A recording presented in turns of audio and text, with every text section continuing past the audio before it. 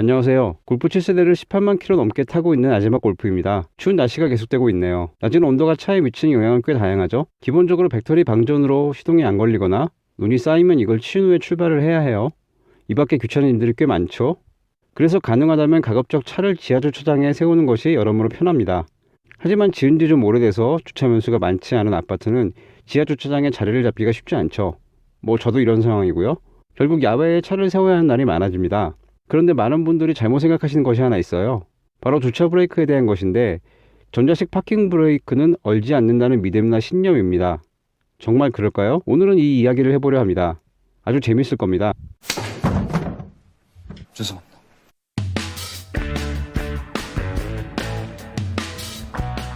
제목처럼 옛날에는 주차 브레이크가 얼었어요.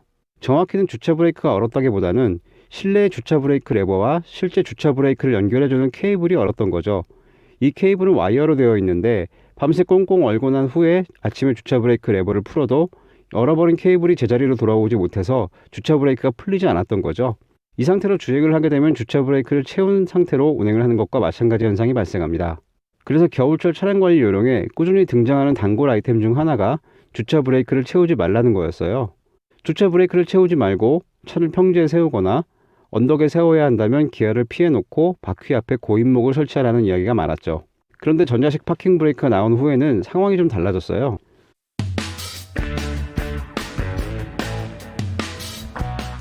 먼저 와이어 방식과 전자식을 구분하는 방법부터 말씀드려야겠네요.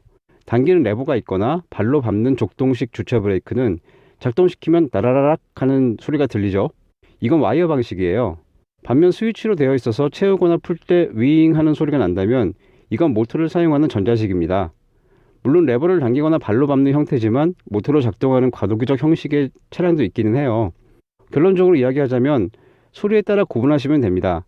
사실 문제는 이게 아니에요. 분명 전자식 파킹 브레이크는 뭔가 있어 보이기는 해요. 초기에는 자동차 회사들이 이걸 마케팅 포인트로 삼기도 했었죠. 뭔가 고급스럽고 편해 보이니까요. 하지만 이게 그렇게 대단한 것은 아닙니다.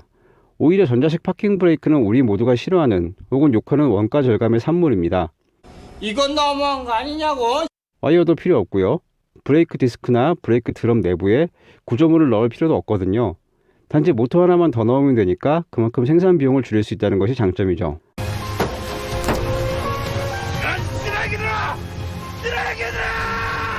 아울러 운전자들은 전자식 파킹 브레이크는 겨울에 얼지 않는다는 신념을 가지게 되었어요.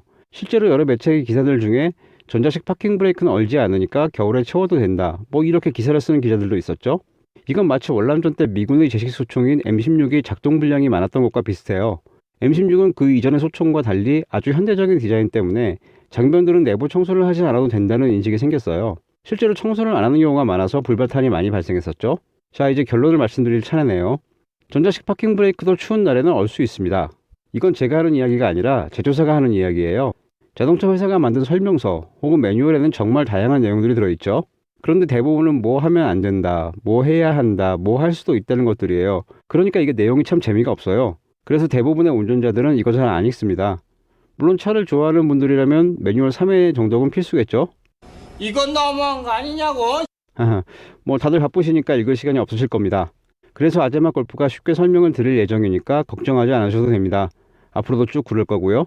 이 이미지는 현대차의 최신 차량인 제네시스 GV70에 있는 내용입니다.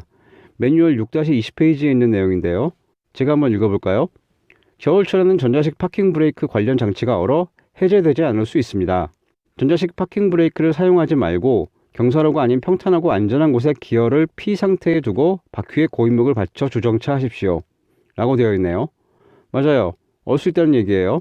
그 아래 보면 파킹 브레이크가 걸린 상태에서 주행하면 브레이크가 과열되거나 라이닝이 과도하게 마모될 수 있고 파킹 브레이크가 손상될 수 있다고 되어 있습니다. 외계인을 고문해 만든 포르쉐 마칸을 뛰어넘는 우주 최강의 SUV인 GV70조차 이런데 서민의 포르쉐인 골프 7세대는 당연히 전자식 파킹 브레이크가 얼 수 있겠죠. 죄송합니다. 결국 겨울에 언덕길에 주차하는 경우에는 주차 브레이크를 채우지 않고 기어는 피해 놓고 타이어가 굴러가지 않도록 고인목을 받쳐놓는 것이 가장 좋은 방법입니다. 만약 고인목이 없다면 타이어를 돌려서 차가 굴러가더라도 피해를 최소화하는 것도 필요하죠. 타이어를 돌려놓지 않으면 도로를 따라 차량이 굴러내려가 버리겠죠. 그런데 이거 꽤 큰 문제입니다. 법을 어기게 되는 거니까요.